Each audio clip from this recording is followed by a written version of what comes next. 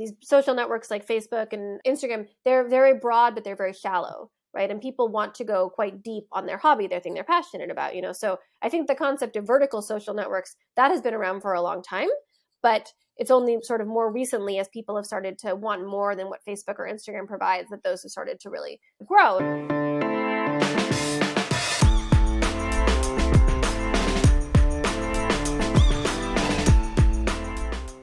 Do you have fish on your brain? Welcome to Mobile Heroes Uncensored. My name is John Kutzir. My co-host, of course, as always, is the amazing Peggy Ann Saltz. Today, we're chatting with somebody else who's also amazing and somebody very different who leads an app that is very, very different. It's not in the metaverse, not a game. You don't earn gems.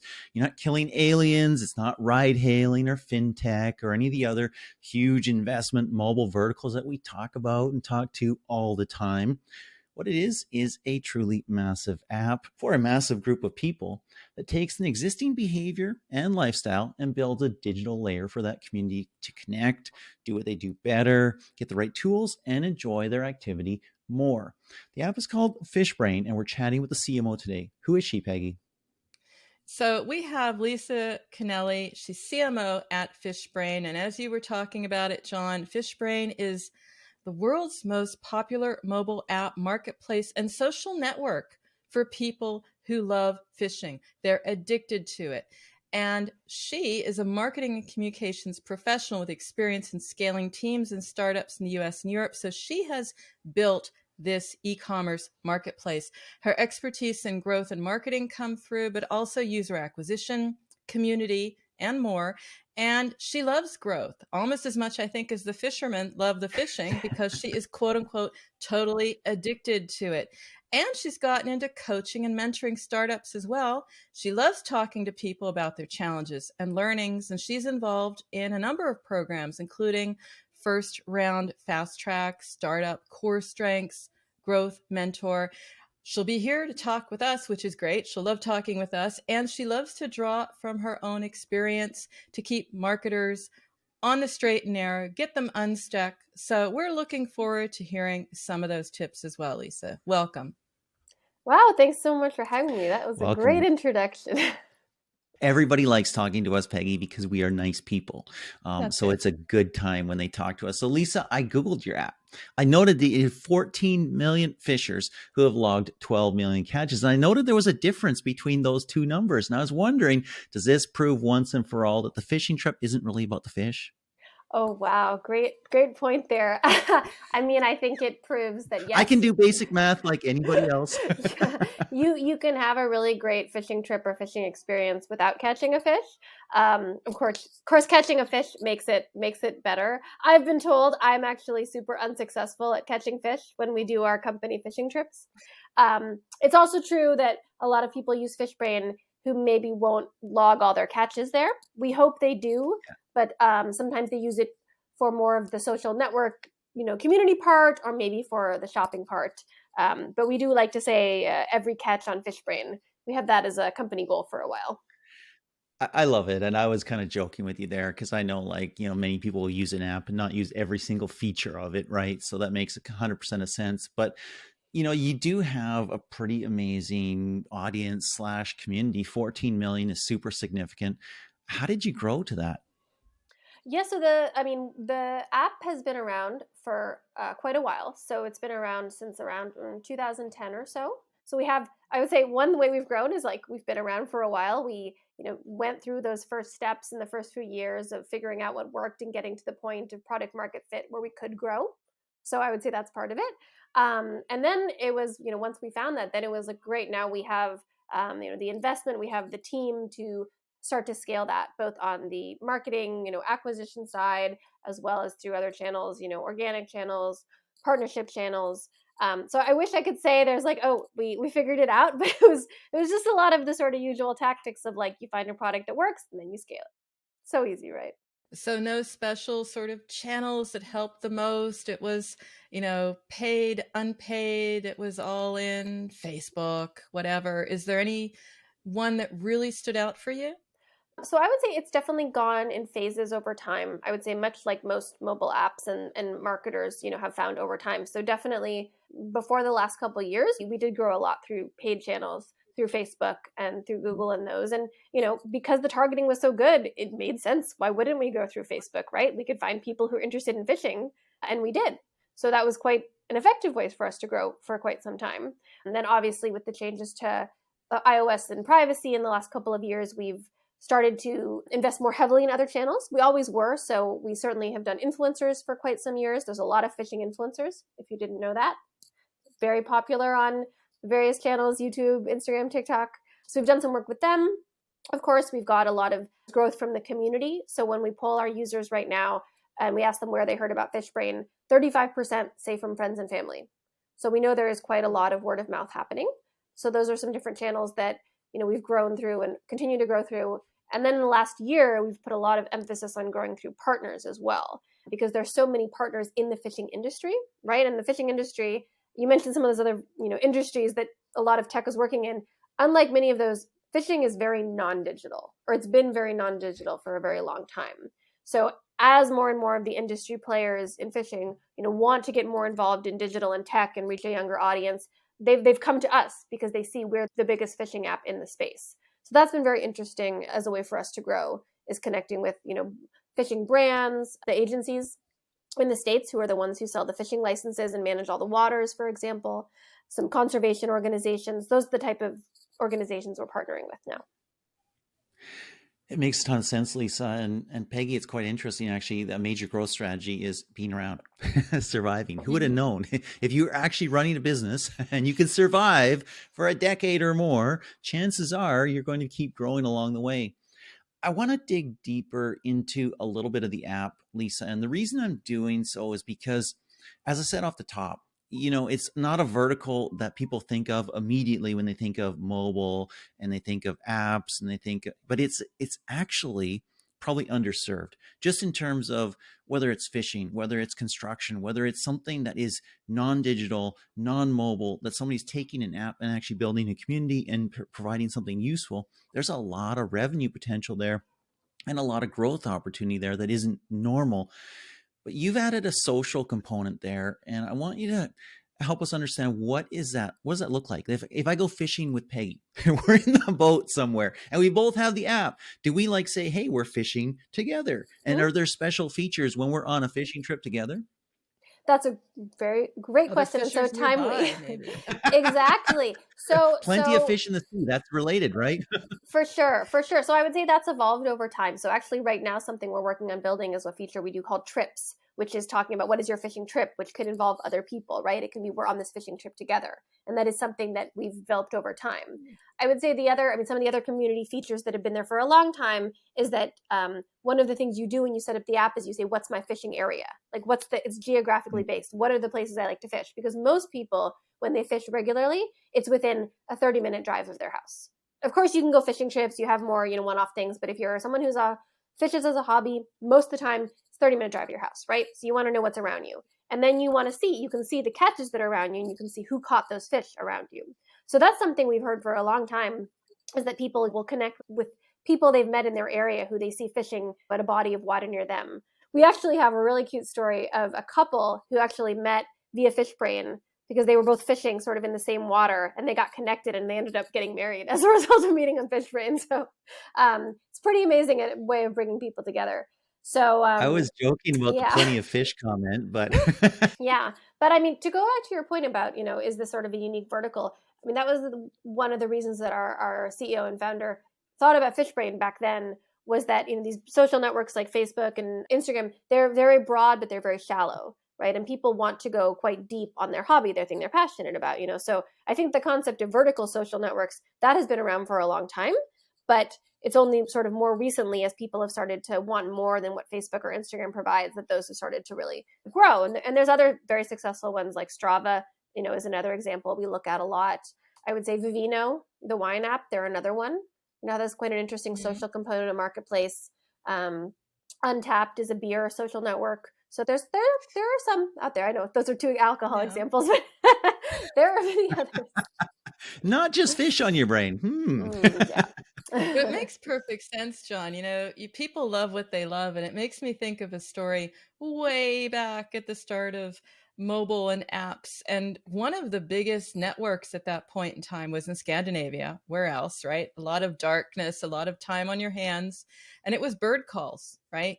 You had these Mm. people who were like, who can do the best bird calls and who can do the best imitations and really get into this stuff. So people love what they love. They're passionate about what they care about.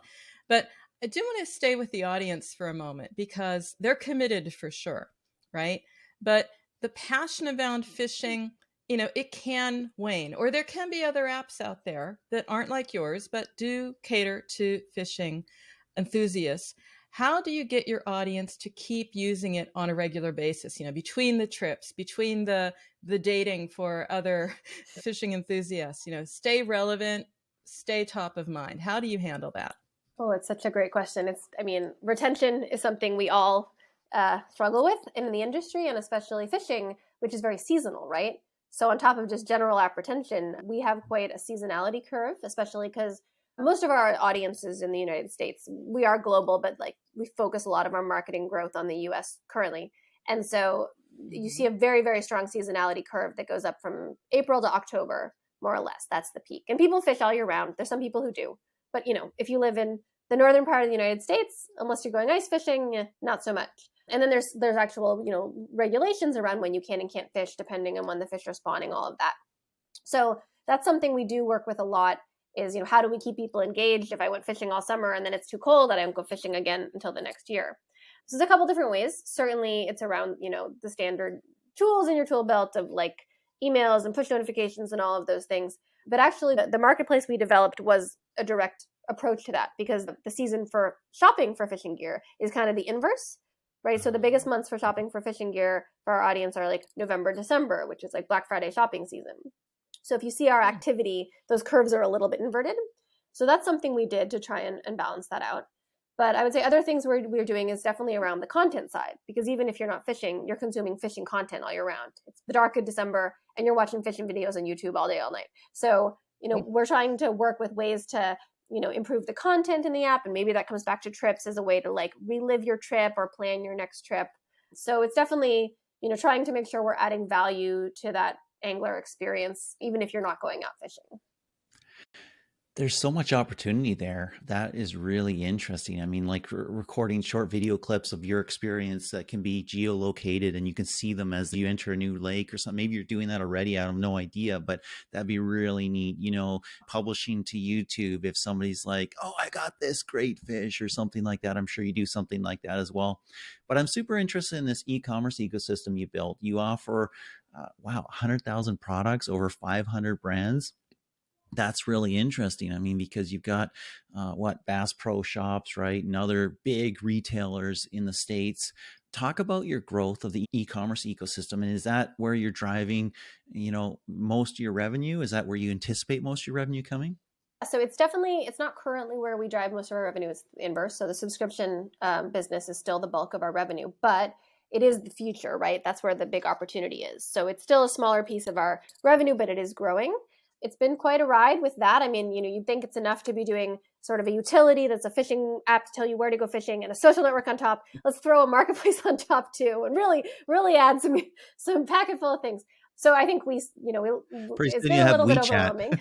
I know. But, again, going back to the fishing industry, right? This really worked out well with the timing of a lot of fishing brands wanting to go direct to consumer. And here we were, this opportunity for them to do that quite easily. So that worked out really well with sort of the way the industry was going.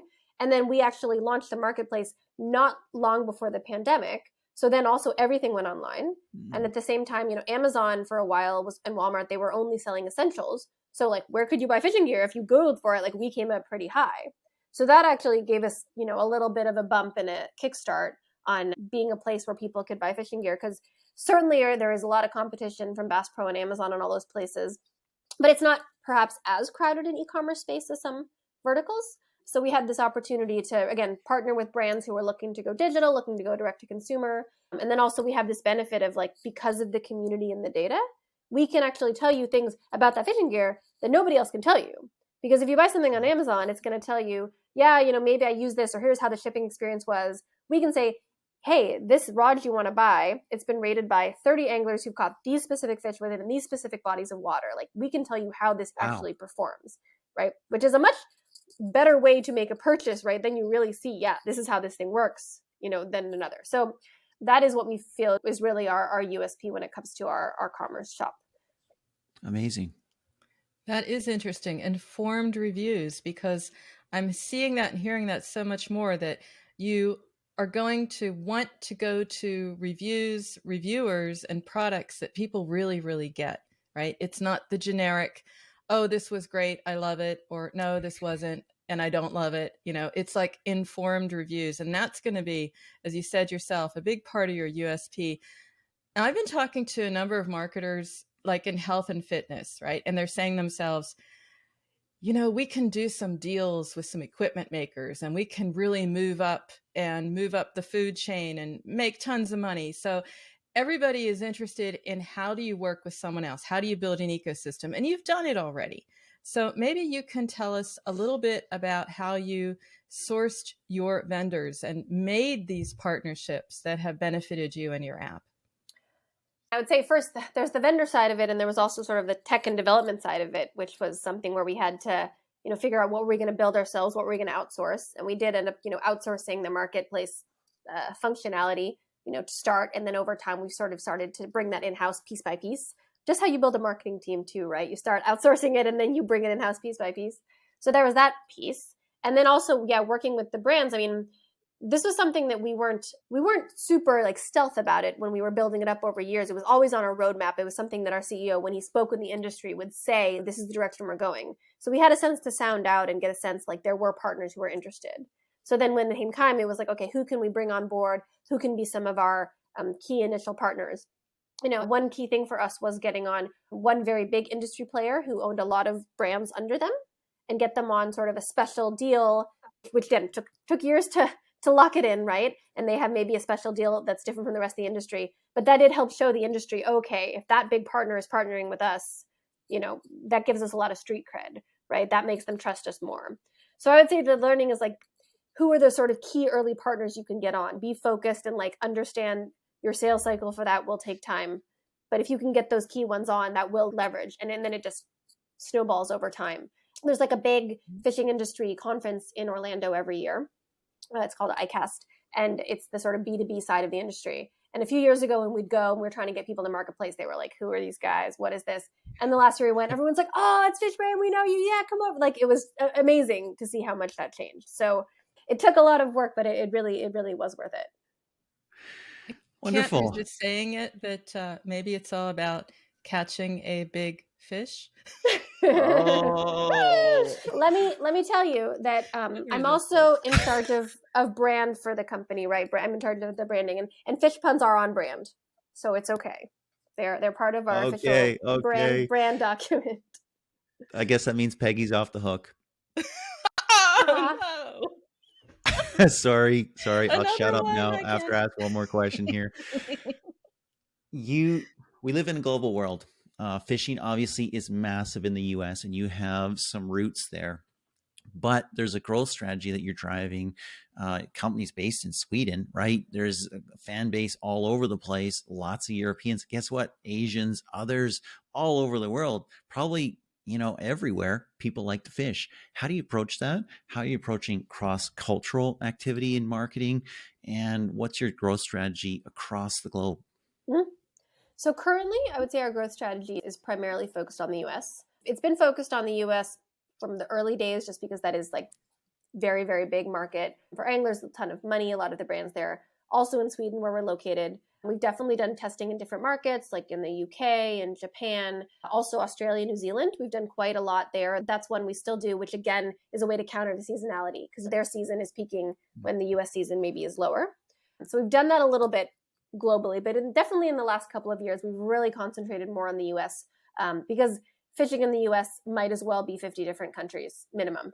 It's so different. If you're looking at someone who's fishing for a largemouth bass in Florida versus someone fishing for trout in Idaho, it's going to be totally different, right? So it's enough work to just sort of be effective with our marketing and our customer research and our product development in the US alone. Now, given that we are based in Stockholm, that has been an interesting challenge. I mean, over the course of the pandemic, we ended up hiring a lot more remote than we had previously, which turned out to be quite a benefit for us. And especially in the business development team, I've ended up hiring more people based in the US who are anglers themselves to give us more insight into the audience for marketing too. So I think it is that balance, because I think it is really helpful to have the objectivity of not being your customer, but then you better have some people who really, really understand your customer, and you need to understand your customer. So it's been a lot of a balance of building that team of sort of the skill set and then also the mentality of who we're going after. So let's talk about teams and working together and driving the growth of your app and fandom in regions that are not the US. You're from the US, the app is not. What are the challenges that you faced? What are some of the interesting, surprising solutions you found? Yeah, great question.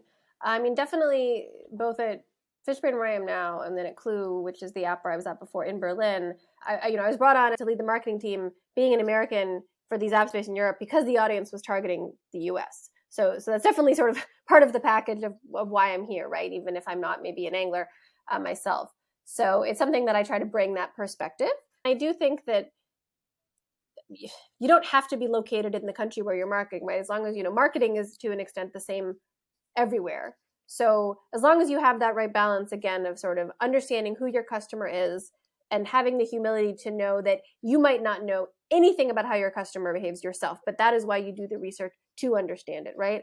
And so that's something I would say I do, within my teams, within the larger teams I'm in, is being able to say, like, look, we don't know. We have to understand our customer and listen to what they tell us, and that's going to shape our marketing no matter where we are, and our product development as well.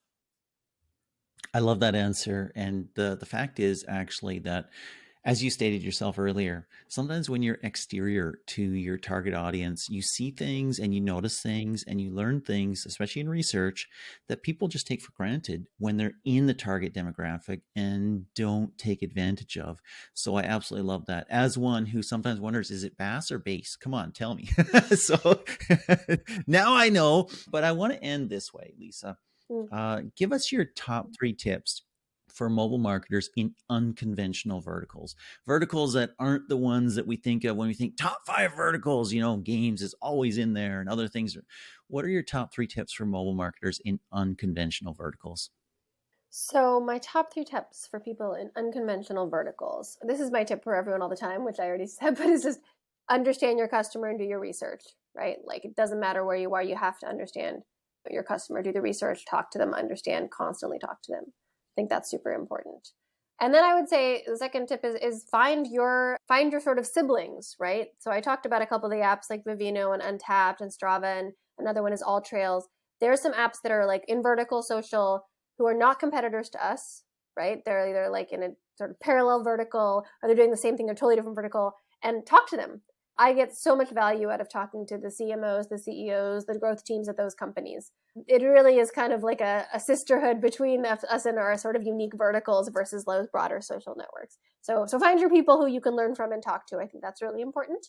And then I would say that my final piece of advice is, like, when you get the sort of pushback of people saying, wow, that seems really niche, like, that is the point, right? Like, don't be dissuaded by people saying, oh, that's so niche, it's so small. Like, if the data is there, you've seen that there's a market there, you've seen there's an interest there, and you've seen that you're solving a problem that doesn't have a solution, then trust in that, right? Trust that you're building something because there is a need for that very passionate community. That's great advice. Absolutely loved it. And this was a real pleasure of a chat. Thank you so much for taking the time, Lisa. It was a really fun time for me. Thanks a lot. Thanks so much, Lisa. I'm also wondering if you fish. Do I? So she does now. I, as part of working at Fishbrain, when you go on a company offsite, you go fishing. We just did that a couple weeks ago. And I did not catch a fish once again.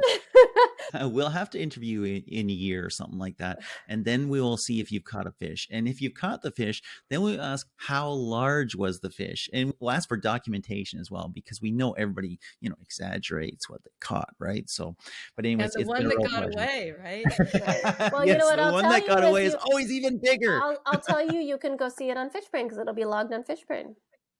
So you can see it there. Love it. Love it. Love it. Awesome.